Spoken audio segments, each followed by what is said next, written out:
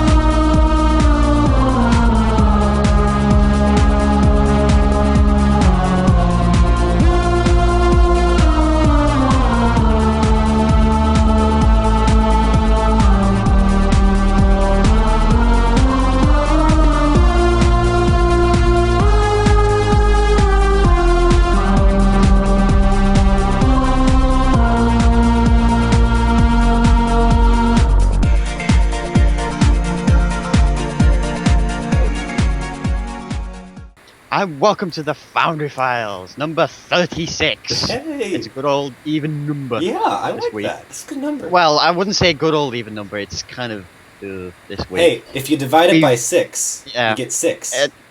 The point though, this episode is dedicated to two people. One that most of the Stowe community knows already, and one Murphy knows personally. Yeah. Well, it's more of his ancestor heritage. Yeah. It is my great-grandfather. I'll have a picture from here. Hopefully I can get a better one in. But basically, if you have been watching the last 3 episodes, you saw our tech equipment was kind of going down the poop chute. Like, you would probably tell that either me or Wee would switch clothes or something like that randomly in a jarring cut because the audio file or whatever would die for it. So our equipment for recording the show was going down. And the editing software wasn't that good either. I had found out last week or something that he had left me some money for educational purposes. So, because I'm going into film for a major, got a new system to edit and record on. So, hey, that's great, because I can also use that now in Foundry Files. So, thank you to my great-grandfather. And, another dedication. The other one, like I said, community already knows by now.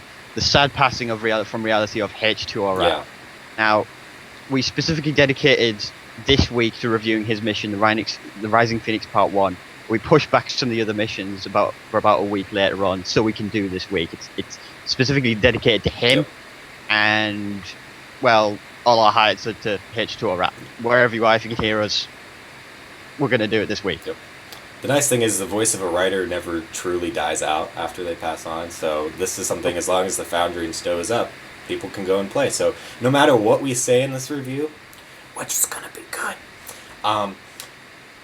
go play this mission, because, hey, it'd be just a nice thing to do. It's the least you can do. But anyway, very good mission that we're going to play here. Do you know what H2O Rat did at Cryptic? Because I know he did a few things. He was I think he was primarily like the video guy. He did the free-to-play trailer for Stowe. That's like the best trailer they made for this game. If there were people who got in because of that trailer, it's thanks to him. I mean, I think he did the 2800 trailer as well, maybe a couple of others. That was a really good one too. I can't remember exactly what he did, but I know he did that, and maybe a couple of the things around the studio. But he had enough regular time in his hand to go into the actual game itself, play a few STS with some people. And that's why the memorial event by Brownflakes was an STF run, because he used to do that all the time with his friends and mates online. So he had regular time to play with all the people in the community. He was a great guy, and he's made a fantastic mission. And he was a big fan of the Foundry too. I was surprised because the night everybody heard the news, Haverhaw PM'd me because he wasn't feeling so happy because he heard the news. He knew H2 Rat a little more, and he was, because I asked him, what did he do? Because I didn't know. I just knew him before his name. And apparently he was responsible for a lot of the stuff that Neverwinter Foundry got through recommending it and stuff like that. So that was really nice, because a lot of the stuff in Neverwinter we always hope comes over to the Stowe Foundry. So hopefully that does happen at some point. But yep, this week's review is in honor of H2O Rat, so we'll get to that mission in a second. But first, we've got some news, so let's roll into the news segment.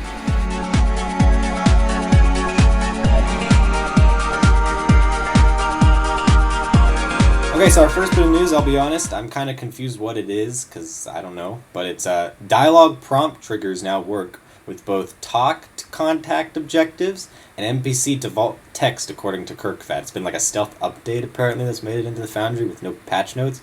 Do you know what they're talking about here, Wee? I don't. I got confused. Yeah. They added in a while ago the ability from, like they do like complete reach, complete markers, and all that kind of stuff, triggers basically in the Foundry. Yeah, one of them was dialogue prompts. Now that was broken a long time ago, and it seems, by at least I gather, that it may now be fixed. So basically, what it means is, on a certain dialogue pop-up, I think it might be actual. I can't remember if it's just the actual dialogue pop-up from the map itself, or if it's actual NPC contact dialogue from the stories tab, or both or something. You can actually use that now to trigger something. Was that the where you could drag and drop a dialogue prompt onto the map? Is that thing? I think it might have been. We reviewed a mission with that. It was Own Worst Enemy. Yeah. Where we had to. I think this one choose had a it too. different ship type. We're reviewing this week. Yeah, and he used the Rogue Enterprise used the different dialogue pop-ups to determine which ship it is, considering like what like code it is, what ship it is, what ship type, all that kind of stuff. So basically, that would have probably broken the mission a long time ago, if I'm right in saying that. It might now be fixed. I might be wrong about this, but I think that's what it was on about. Yeah, it was kind of worded funny, and I haven't authored a mission in a while, so I was just like, is it just because I haven't authored in a while I missed this, or what's going on? Yeah, I tried using that feature myself, but I could never get it to work. But all right, next bit of news. Wee, what do you want to cover first? The really good news or the sort of bad news? Let's just go over the bad news. Bad news? Okay, here we go. We'll go off on a high note before our review. So we basically got a post from Cryptic Frost somewhere in the forums. This is kind of buried in there. This isn't like a press release or anything, but it's good enough. That's about what we get for Foundry now. Basically, it is confirming they are not ever going to put back the ability to make a pure Romulan Foundry mission. Yeah. At first, you hear this, and you're like, what? Because, one, it's been promised. Two, Wee, I want to hear what he has to say, because I asked him, what logical reason does Cryptic have not to do this at all? Because right now you're limiting it to, right now the Feds and the Cleons can go play the Foundry, but now Romulans really can't, unless Foundry authors do their workaround where it's a Fed ROM or a KDF ROM mission.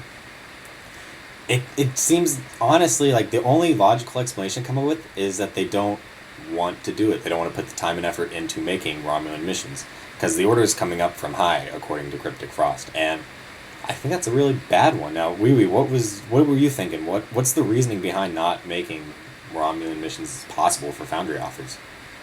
Well, the way I see it, are a couple of reasons.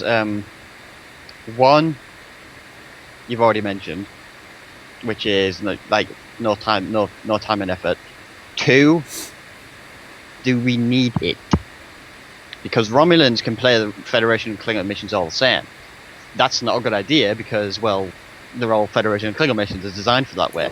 And the only way to work around it is the hashtag of ROM thing, which would be nice, by the way. I could see that, yeah. But yeah, and actually the original plan for the Romulan Foundry missions was Romulans to get their own Foundry missions on top of the Federation and Klingon ones. They would always be available to them, but they would have their own missions at the same time, up until the point where it's fully fleshed out.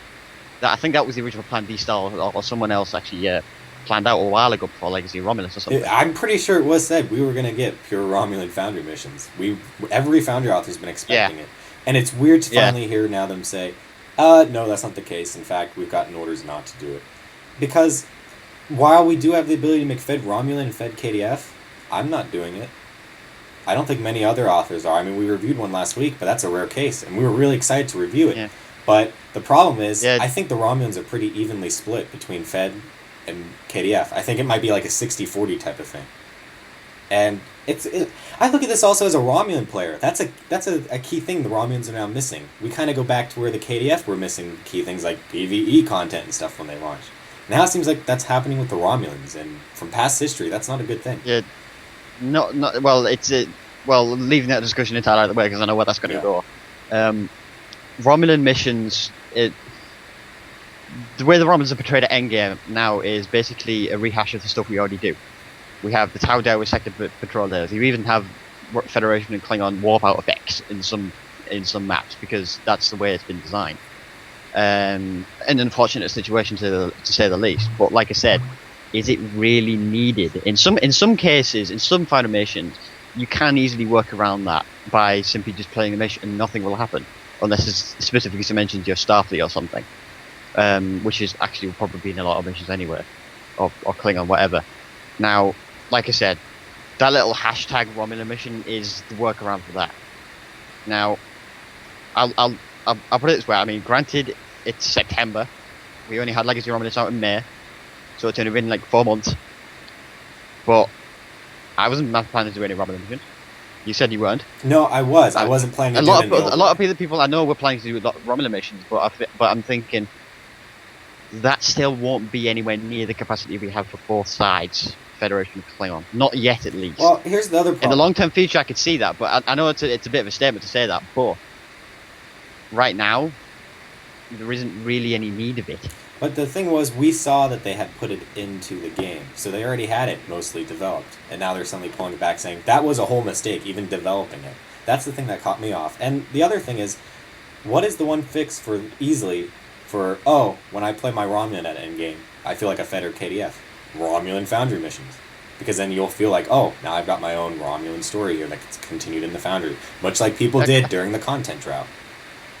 I can see that, but at the same time, I'm thinking, well, it won't be due to the leak. That I'm considering as a fact. It won't be as a leak. That was a mistake. Yeah, well, I think everybody knows it because they told that.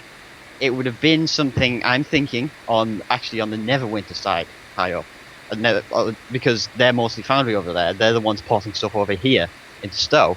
So I'm thinking it would have been maybe a top guy at the Foundry rather than D-Star or somebody, because he was the one who actually said that it will be coming. And to be honest, though, considering what has been coming out for the Romulans the past couple of months, like the Temple ships, the Vet Destroyer, I kind of believe in that bit at the very least, because I know how much a Romulan mission would mean to the Romulan faction. Yeah. And so probably so does he. And at the same time, that would make me think, therefore, logically, it would be someone from the Foundry team, which would therefore mean it would be someone from Neverwinter, because they're the ones over there doing it. Yeah. So whatever the source is, either way, we're not getting it. It's unfortunate, but I'm hoping in the future there is a very good workaround for that. You just make a Romulan Klingon mission and simply hashtag it as Romulan, and just work around like that. And Republic ships in the Foundry are allied with both factions, so you can easily make something like that. I guess the reason why we want Romulan faction stuff is, though, you'd have to make the project, copy it, and take up 2 of your Foundry slots. For many, though, that might not be a problem. But for me, who only has 4 left, that'd be a problem. Yeah, but that depends on the story, though. That entirely assumes that the Federation and the Klingons aren't the enemy at all. Yeah. What if you're a Fed Romulan, going against the Klingons? You would have to rehash that entire story, because going against the Klingons is very different to going against Starfleet. So, again, this post was vague. Now it's got me thinking... It won't be copy-paste in some situations. Now it's got me thinking maybe they won't be doing pure Romulan, but maybe they'll do Romulan Fed and Romulan KDF. Now, because I remember when this first leaked out, I was listening to podcast UGC. Haver had a very good point. Pure Romulan might not always work. So maybe have Romulan, where it's for both, like we do now on the Romulan side, for like the 40 missions you get to play. And then it splits, where it could be a Fed Romulan mission or a KDF Romulan mission. Because the problem is, if you just make Fed and KDF and state it, it's going to be really hard to find in a search feature that is really hard to find missions overall. So again, that goes back to search needing to be improved. The thing about the cross-faction Foundry missions is that bleeds into other cross-faction Romulan stuff. The reason they can't, Fed Romulans and Klingon Romulans can't team up is because of limitations in the fiction. It's potential exploits right there, and the same thing would happen with Foundry missions, albeit to a lesser extent. But at the same time, it's still there. There can't be any, unfortunately, there can't be any sort of Romulan crossover Romulan missions. It's just the way the game's developed and limitation. I mean, it sucks, but that's the way it is. And I'm afraid until maybe they develop some tech to do that and find a way around the exploits, we're going to have to live with that. Yeah, all I want right now at this point is an explanation as to why this has to be. Because right now we're just speculating. It wasn't stated why. It was just, this isn't happening. No excuse why. A bit of a clearer picture would be nice. Yeah. That was the problem. Not some definite reason. You know, like I'm not like asking cryptids saying like who said this in specific. What We just want to know why this is happening because we're fans. Like, is it from the Neverwinter side? Is it from the Foundry side? Is it like limitations or something? We don't know. It's just a little bit of information like that would probably do it. Yeah. But hopefully, I'm hoping by next week there'll be some more clarifications because I know this has a lot of Foundry authors kind of up in arms, and they want to know why. I'm hoping there'll be a bit more clarification. Yeah. All right, let's get into the good news before we roll into our review. Mr. Gecko tweeted out earlier this week on September 12th, sitting in Stowe Foundry meeting, addressing more exploits and looking at what features we can get from Neverwinter. That's good. Now we know they had a Foundry meeting for Stowe. So, and the part that really I was happy about is addressing more exploits. And yes, I did tweet Mr. Gecko about Admiral Bobo. It is my goal now to see that mission gone. Yeah, you and about every other Foundry author out there, I see. I think Kirkfat's tweet was, "Hey Gecko, check the top rated list," and then he gave his percentages. I don't know if I think we were off when he did this, but Kirkfat went onto the forums. He did a whole bunch of math through the different searches for both Fed and KDF side to basically say this percentage of missions are either exploits or grinds.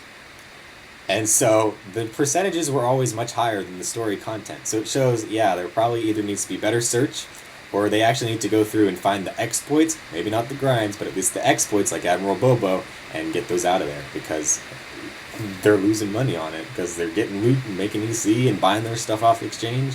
So hopefully this meeting may address that. Hopefully, yeah. But anyway, let's move into our review of the Rising Phoenix Part 1.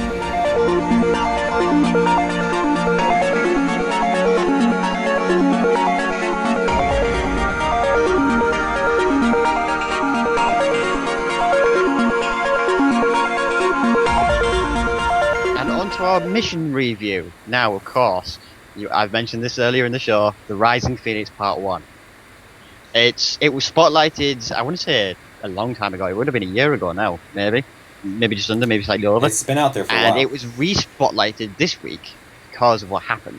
Yeah. So we're going to cover it, us and about every other Foundry. I think every other Foundry. In fact, I think tomorrow a bunch of Foundry authors, if I can make it, are getting together for broadcast UGC, I believe it is, to play through it, do the voiceover work and stuff, and hopefully that will be pretty fun.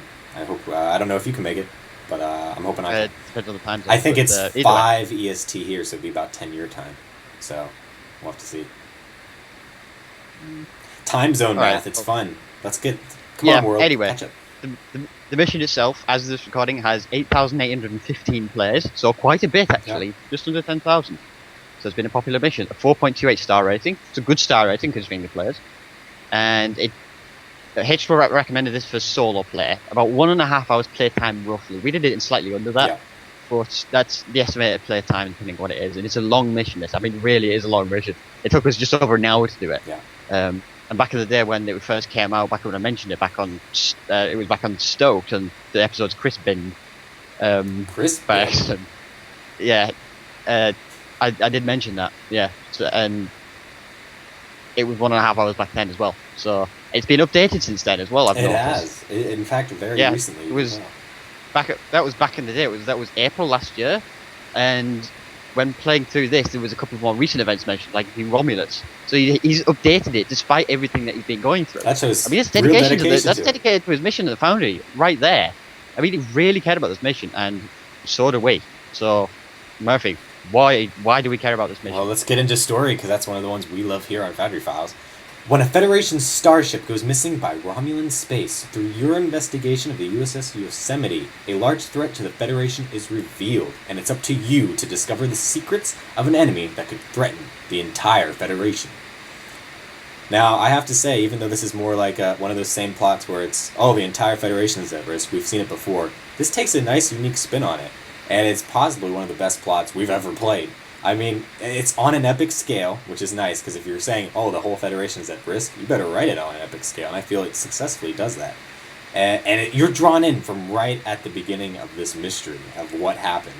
And the nice thing is, I think we've covered this before when we've done other mysteries, is you don't want to keep too much of the information to yourself. You want to dish that out to the player slowly, but keep the mystery on. Maybe answer some questions, but have more come up. And I think this mission does do that successfully. So, a perfect times during the mission this occurs. So that's really nice to see. How did you feel about the plot, Louis? Because I know this one, I'd probably put out one of my top 5 right now for plots. I thought this was absolutely fantastic.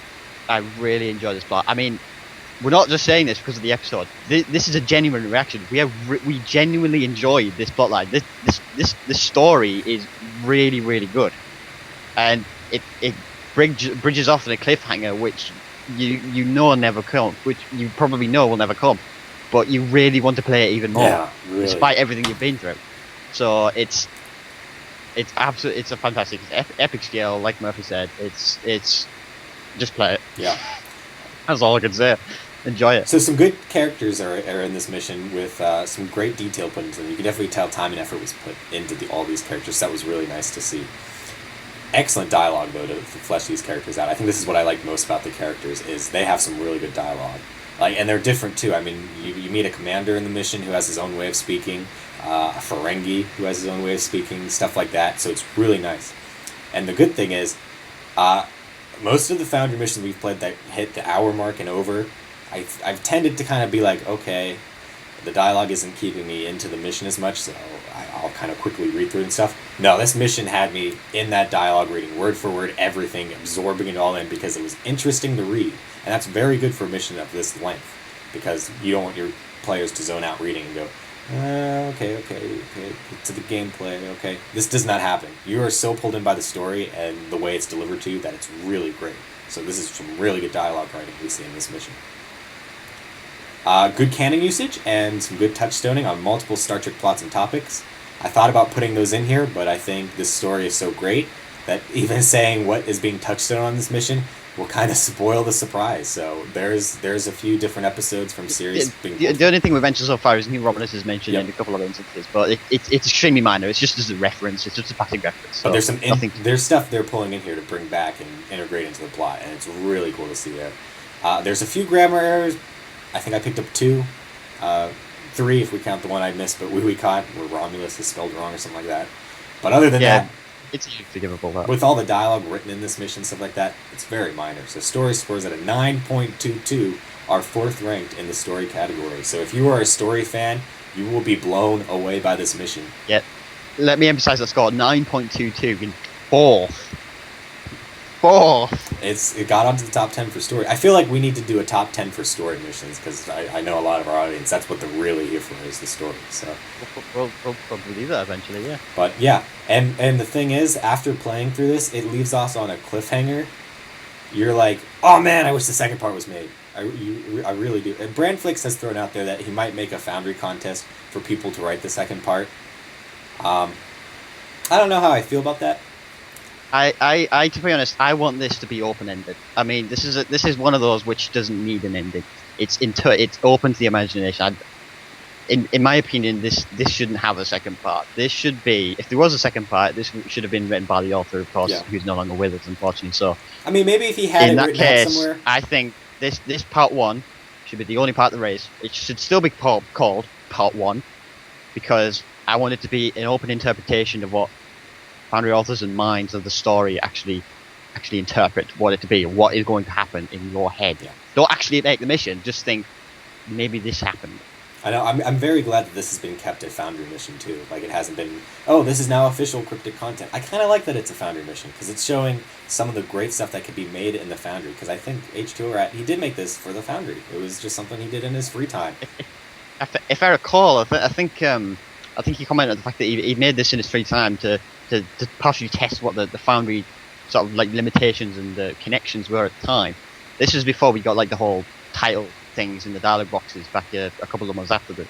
So it's a fairly old mission. It's 1.5 years old, but it really stands up there still. I know, that's quite surprising. I mean, the only ones that we found have kind of done that is ones like from Alamac and other ones that are on our top 10 list. Some of them are quite old, but still they stand up because either the authors put so much work to them in the first place that they haven't really needed an updating, or they've updated them and they still remain at the top. So it's really nice to see here.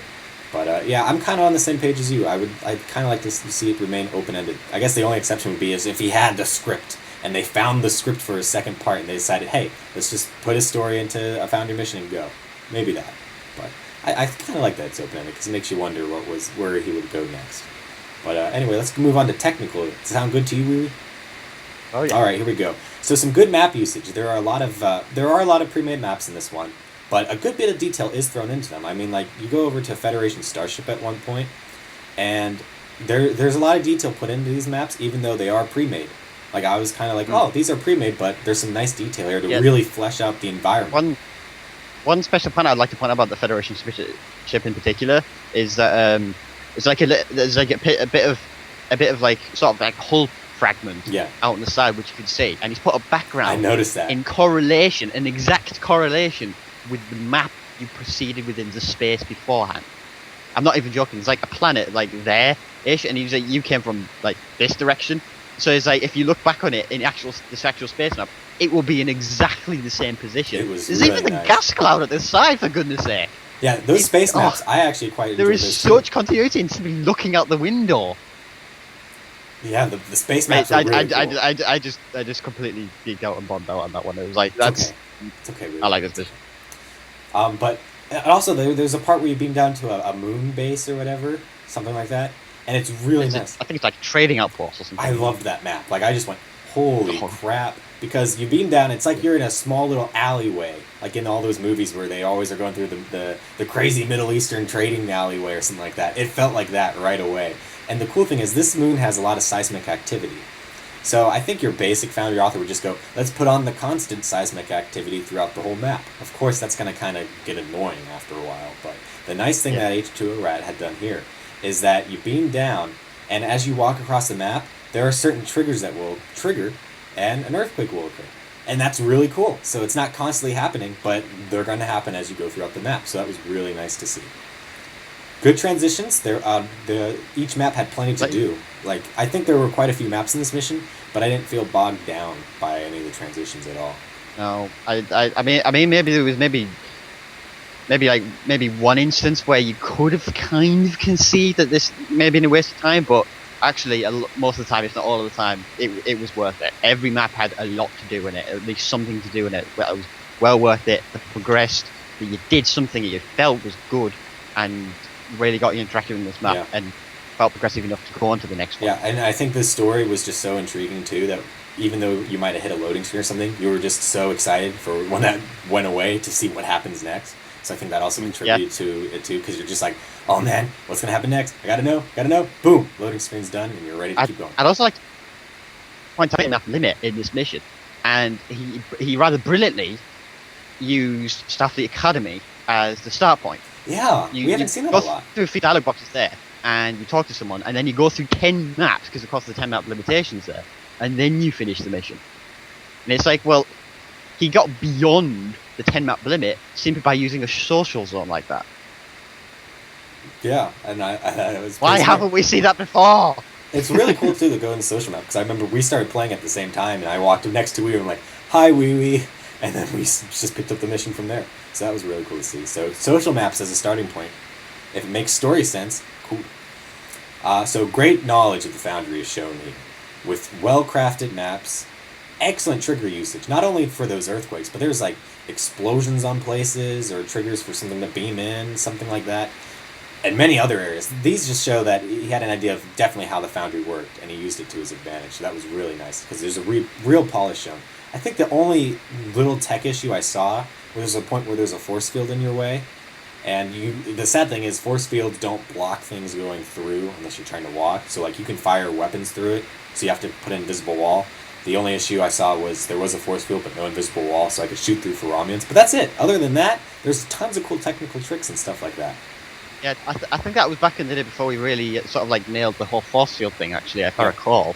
Because at the time it was just a simple force field. It's like, how do we do this? And the answer, now we know, it's just simply stack them on top of each other and just put an invisible wall high enough so you can't shoot through them, and it looks like a genuine force field there. But like I said, this is probably back in the day when that didn't really occur to anybody. Not yet. And then great art asset usage between placing of the art assets. But the one I want to plug here is custom NPCs. There's a part where you're at that trading post, and there's like aliens there and stuff. And there's some really cool ones that he's designed, and I really liked them. So that's always cool to see when you have your own custom aliens and mobs and stuff like that. So thumbs up there. Great creativity with multiple wow moments across the area, both in story and with some of the tech in the maps with some surprises. I know a few times I jumped when a combat squad would just kind of beam in when I was already fighting another one and be like, oh crap. Yeah. Like, he set up some pretty good ambushes and stuff like that, which... He did. He really did. The combat was really enjoyable. But So yeah, we'll get in more in depth on that on the gameplay section, but that was really cool technical-wise to pull stuff like this off, because he showed some real thought in, okay, technically-wise, how am I going to set up the gameplay to be interesting? So that was cool to see. This position, put this position, put this position. Yeah, really, really well done. It's believable where those mobs are. It makes logical sense on both story-wise too, on why you're fighting mobs and stuff like that. So that's really great to see.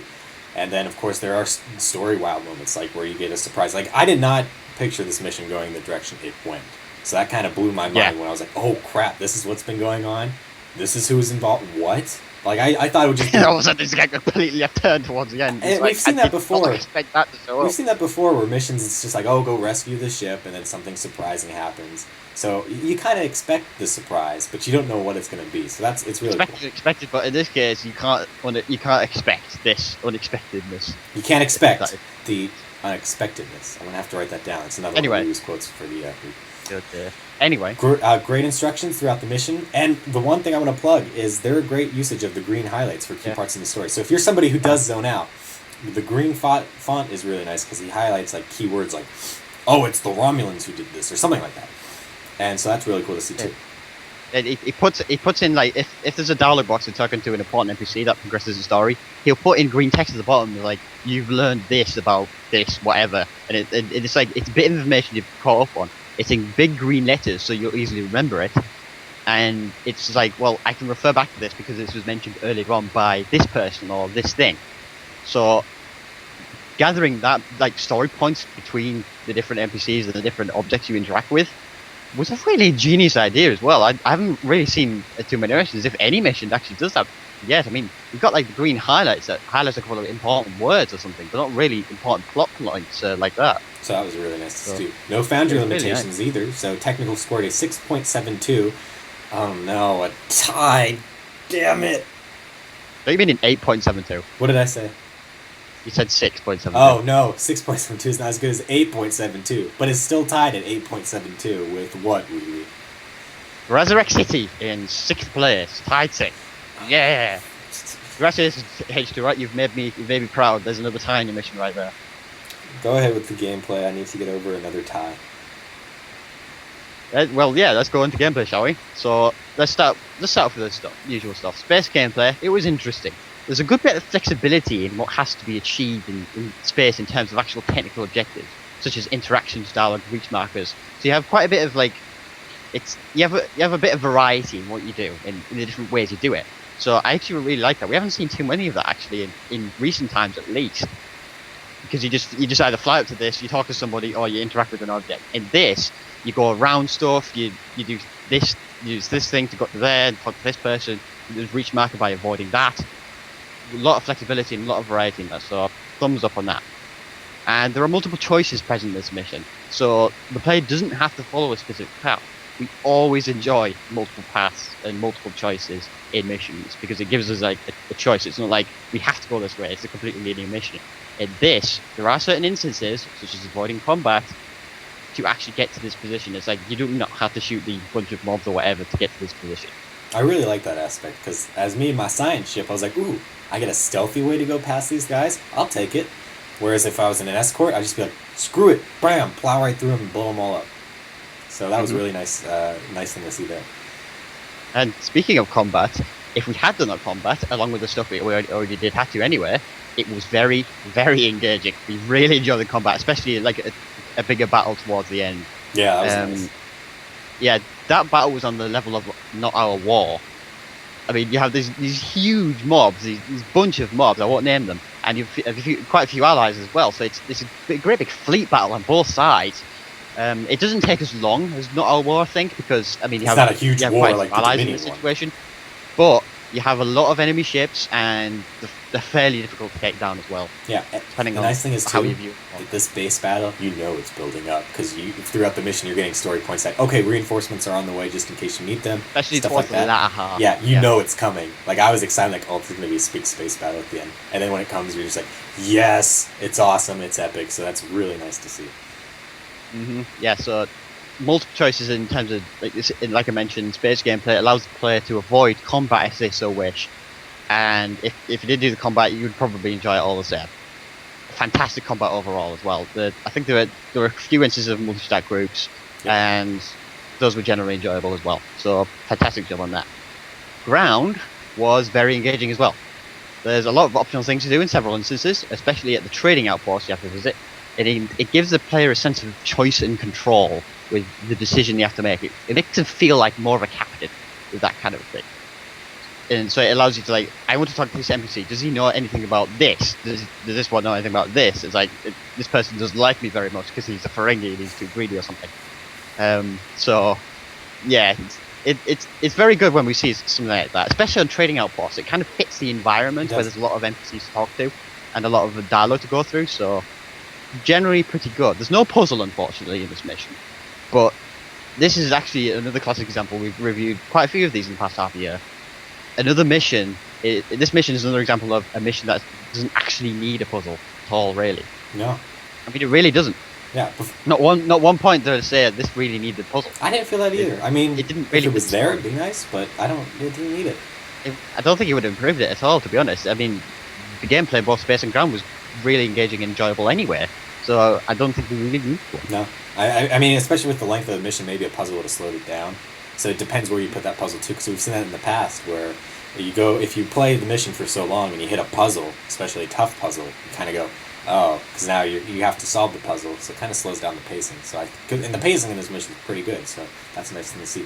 The one thing I want to mention before we get into combat is, it was last week, wasn't it, where we reviewed that mission where it was NPCs across the whole map and you had the objective to go talk to all of them at once. We kind of saw that here on the ground part, but the difference I saw was they're all close together.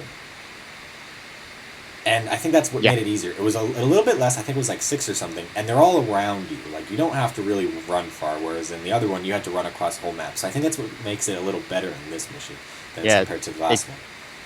Yeah, you don't have to run across a gigantic corridor on this. It's like I think it's the trading outpost you're talking about there, isn't it? There's like lots of mobs and NPCs all around the map. I mean, it goes as far as the map edge, for goodness sake. I mean, you put a lot of detail into the entire trading outpost of the entire map. And all you have to do is talk to a little small area of a few NPCs, wander off somewhere, and there you go. But how's ground combat? Well, it's generally ground-orientated missions, so ground combat, I'd say, was pretty good, considering that as well. There's lots of variety in the combat groups in terms of both level and mob variants, like Klingon and Romulan equivalent mobs. There's some nice multi-stacking in several cases, which makes the combat interesting, but not too difficult at the same time.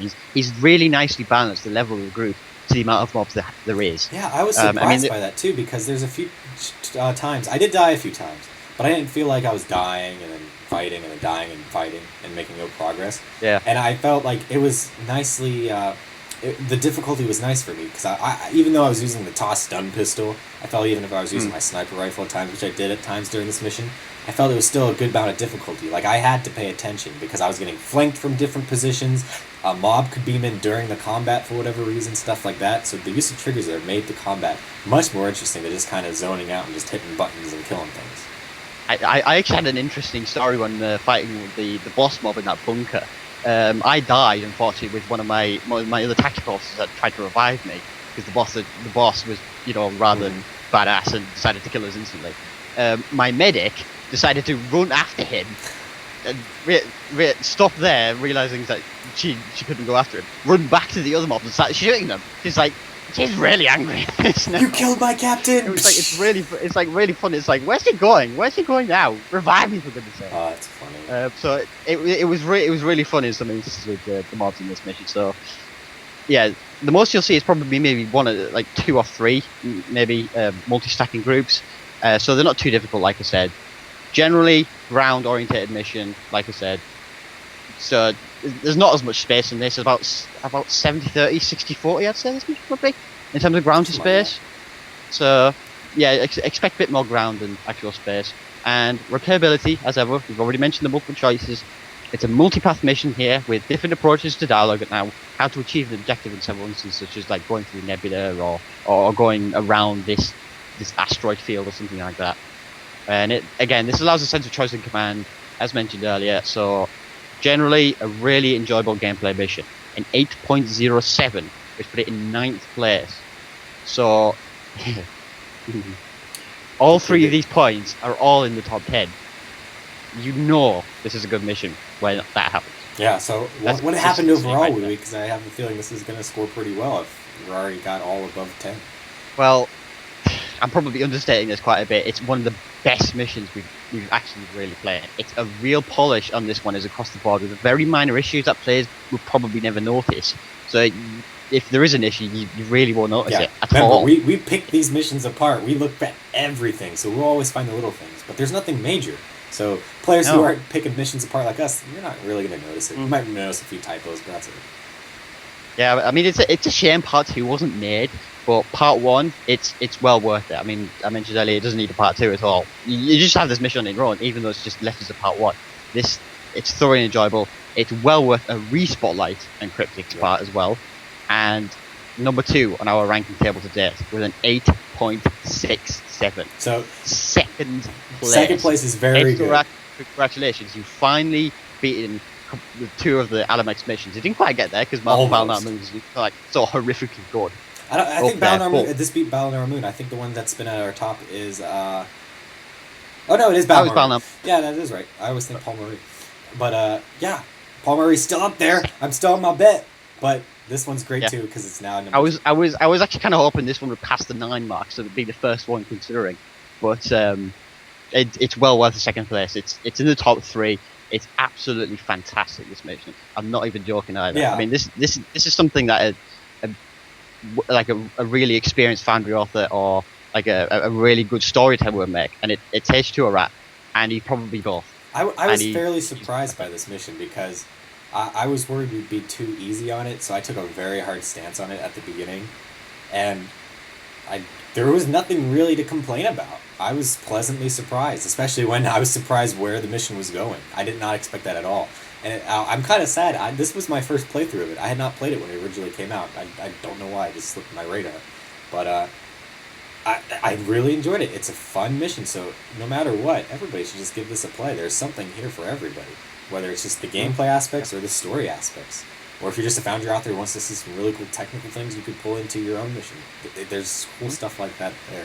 Flexibility in the position, so it's well worth the position. We give it a massive thumbs up. Bam! Play it. Go play it, people. We cannot emphasize the goodness of this mission. Yeah. This guy, I wish he would have been a content designer because this guy had some skills there. I'm just saying, that would have been some. I would love to see more missions from him, but this one on its own, very good. So go play. But that's it for this week. I would like to see his reaction to our review of this mission. It's the one regret I do have that we didn't review it earlier. Yeah. But hey, Wee. Yeah, if he can hear us, then we've really enjoyed it. Yep, we did. Hey, Wee. Say I'm a Foundry author, and I kind of would like my mission reviewed. Where do I go to people maybe who do a Foundry podcast to get it reviewed? foundryfiles@gmail.com is where you go. Nice. I think I might submit a mission to there. You guys should too, because we're going to need some missions to play. I think we've got a few lined up that we'll be checking out over the next couple weeks, but of course we always want more, especially from Foundry authors we have not gotten on the show yet. So if you're a Foundry author and we have not reviewed a single one of your missions yet and you think you've got a good one, send it our way. We'll play it because we're looking for some new authors to get out here because, of course, the search is still kind of crappy, but our job is to get those missions out there. So hopefully we do that very well. I think we got a good one lined up next week, but we shall see. Is there anything else? I guess. Oh, our iTunes was broken apparently for a bit. So those of you who downloaded off of iTunes, sorry about that. It should be fixed now. You didn't know that, did you? I didn't know it until Russell goes, oh, I didn't. Hey, the iTunes feed's kind of been broken for you guys the last 3 episodes, but I fixed it. Don't worry about it. And I'm like, oh, okay. So sorry about that. So if you like listening to us on the go, you can get the last few episodes on iTunes. I don't think we get them all, so eventually when they run out of space or whatever, the oldest one goes away and then new ones come on. Something like that. We share it with Stoked Radio. So go to iTunes. You can either search Foundry Files or Stoked Radio. We'll be under the Stoked Radio section. Follow us on Twitter, twitter.com/Admiral_Murphy. That's mine. Wee doesn't use his Twitter that much, but if you tweet him a lot, I'm sure we I could still get have him one. into it. I don't use it that much, but I still have one. Alex, It's a bit difficult to actually say because you probably never spent it, but did. So we'll just it'll be in the credits. It's in the credits, but yeah, it's in the credits. You'll find it. Yeah, there. if you watch the credits, well, for once, you'll see it, which is nice. That's another way to get in contact with this, because honestly, I think I check my Twitter quite frequently. So if you got a mission, plug it there. But anyway, I think we're done. Final thoughts. Kapla H2RS. Kapla.